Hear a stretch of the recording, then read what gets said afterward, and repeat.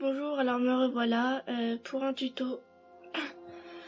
Enfin, c'est pas vraiment un tuto, c'est comment réclaircir ses yeux.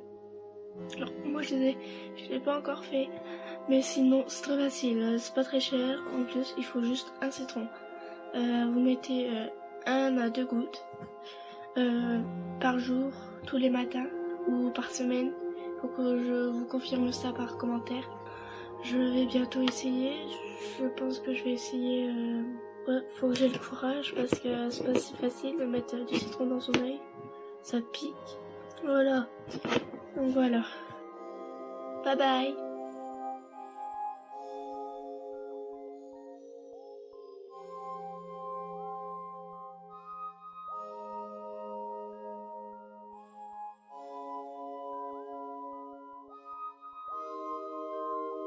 Avec des personnes qui atteignent chaque jour des millions de visionnages, combien d'individus pourraient être influencés pour avoir simplement écouté leurs idoles? Les youtubeurs peuvent-ils dire tout et n'importe quoi? Et sont-ils responsables de leur communauté?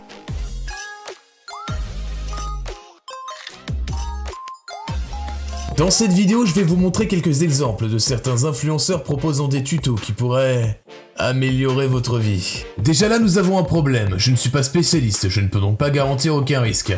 Donc tu n'es pas spécialiste, et tu nous dis de nous mettre du miel dans les yeux, mais sans savoir s'il y a des précautions d'emploi ou des possibles effets secondaires. On va quand même faire un tour dans la description. Ah ouais, il y a beaucoup d'infos.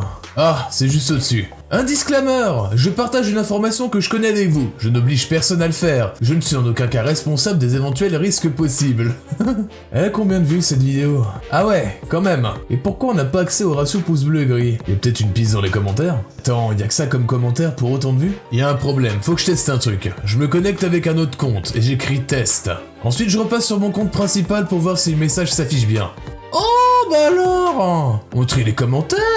Est-ce que je peux en conclure que sur cette vidéo tu as eu d'innombrables plaintes, d'où le fait d'avoir masqué le ratio, et que tu es au courant du problème mais ne fais rien pour le résoudre? Ah, je suis mauvaise langue, un disclaimer. Plus sérieusement, il est possible que des utilisateurs aient laissé des commentaires importants, peut-être qu'ils montrent la dangerosité de cette pratique ou même des solutions pour entretenir ses yeux après les avoir brûlés. Bon, on peut quand même lui donner des points pour ses bons conseils. Attention, je vous conseille vraiment de tester votre miel avant de l'utiliser. Et comment tu testes ton miel? Oh, it burns! It burns!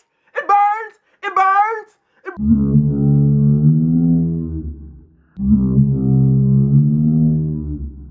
Heureusement que cette vidéo n'a pas fait énormément de vues, il y a tellement de crédules.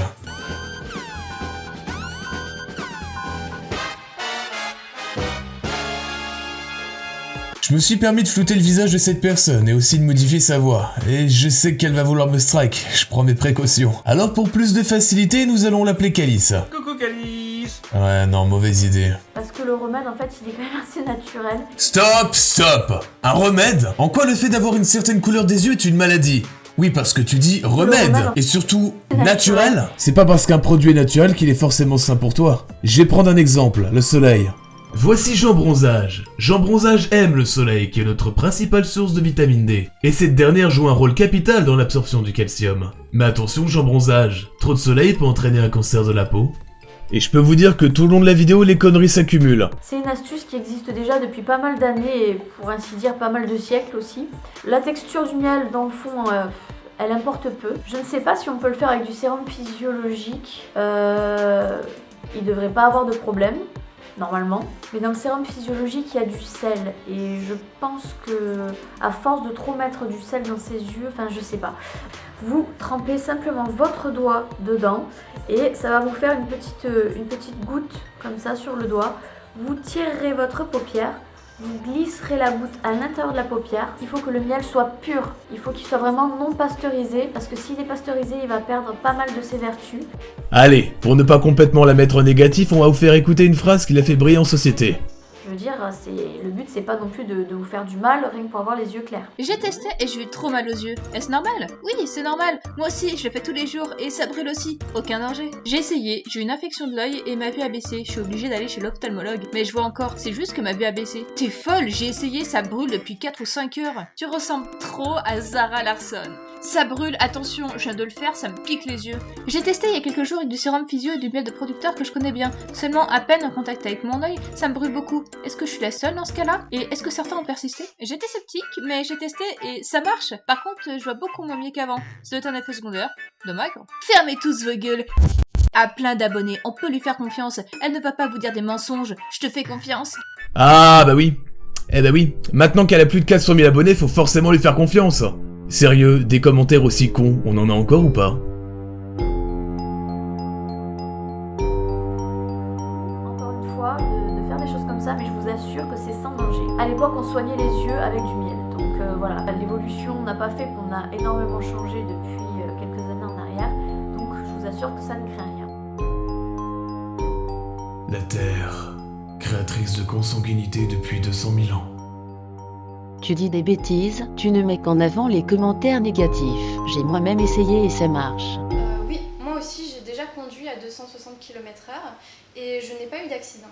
Donc toi aussi tu peux te mettre du miel dans les yeux, mais maintenant tu sauras ce que tu risques. Anne-Sophie avait déjà fait une vidéo sur K, expliquant les possibles dangers de cette méthode. Et vous savez quoi? Ben elle s'est fait censurer. Bah oui, car en plus de nous dire des conneries, elle s'amuse à censurer les personnes qui la montent du doigt. Manquerait plus qu'elle nous dise « Ah, si vous avez des problèmes, c'est que vous l'avez mal fait !» Mais en tout cas, voilà, c'est pas moi qui ai inventé cette astuce. Je l'ai vu sur internet, je l'ai vu sur des sites anglophones, sur des sites américains.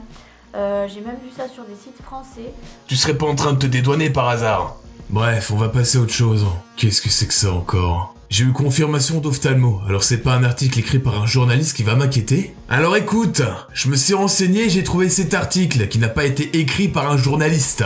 Les propriétés antibactériennes du miel sont dues à la présence du peroxyde d'hydrogène. Cette production du peroxyde d'hydrogène se fait d'autant mieux que le pH du milieu y est favorable. Une dilution du miel dans un solvant approprié, les larmes par exemple, permettent d'augmenter la valeur du pH de la solution et propice à une augmentation de la teneur en peroxyde d'hydrogène. Donc ce que je vous suggère de faire, c'est d'utiliser, vous savez, les bouteilles d'eau minérale style Evian ou voilà, peu importe, cristalline, et de dissoudre avec une eau qui est censée être déjà pure pour vos yeux.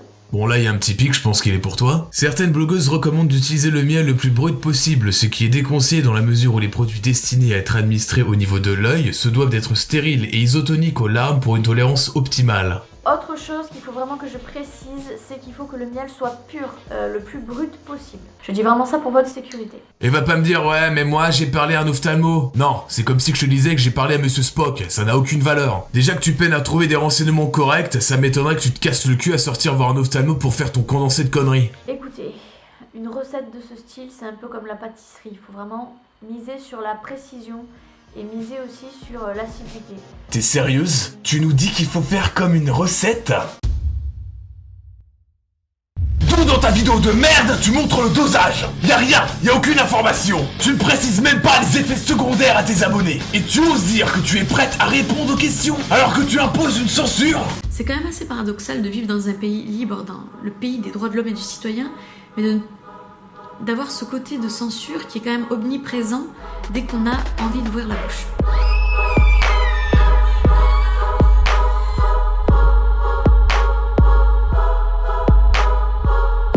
Nous avons pu voir dans cette vidéo qu'il ne faut pas systématiquement suivre les influenceurs. Ce n'est pas parce qu'il ou elle possède un nombre ahurissant d'abonnés qu'il faut leur donner toute notre confiance. Sachez que la grande majorité sont autodidactes et ne possèdent peut-être pas les connaissances suffisantes ainsi que les gestes de sécurité. Regardez toujours s'il y a des sources dans la description. S'il y a absence d'informations, informez-vous autour de vous. Utilisez le net. Ne vous basez pas sur un seul commentaire ou les dires d'une personne. Avec l'époque du numérique, il est possible d'avoir un nombre important d'avis sur une méthode ou un produit. Pour les parents, c'est à vous de donner le bon exemple. Faites attention à ce que vos gamins font sur internet. Je dis pas forcément de les fliquer, leur priver de toute liberté, mais faites simplement un travail d'accompagnement. Faites votre travail quoi. Et avant de partir, j'aimerais vous présenter deux chaînes qui en valent la peine. Gamma des trucs, c'est un jeune homme qui essaye à tout prix d'atteindre le buzz. Il reprend différents formats de YouTube, comme les podcasts, les dégustations, en passant par les challenges. Ouais, c'est pas des trucs que j'aime bien, mais c'est différent. Oh putain, on va devoir se battre, on va devoir se... Ztram est un vidéaste qui propose différents formats, le premier étant des analyses sur différents sujets. Il peut vous parler de Val, de Majora's Mask et même de l'ASMR. Voilà, on a terminé de situer. Mais la vraie question c'est pourquoi est-ce qu'on rêve? Pourquoi est-ce que toutes les nuits on vit ça? Et pourquoi est-ce que notre cerveau nous fait vivre ça? Le second format est plus obscur et vous propose de voyager dans l'univers des creepypastas. Car à aucun moment le père avoue que c'est lui. Il dit juste un « je sais » quand le William fait remarquer que l'enfant et lui de l'histoire portent le même nom. Et l'histoire se termine. Merci d'avoir regardé cette vidéo et d'être de plus en plus nombreux sur la chaîne. C'était Xaïra Radi Irradié. Bye.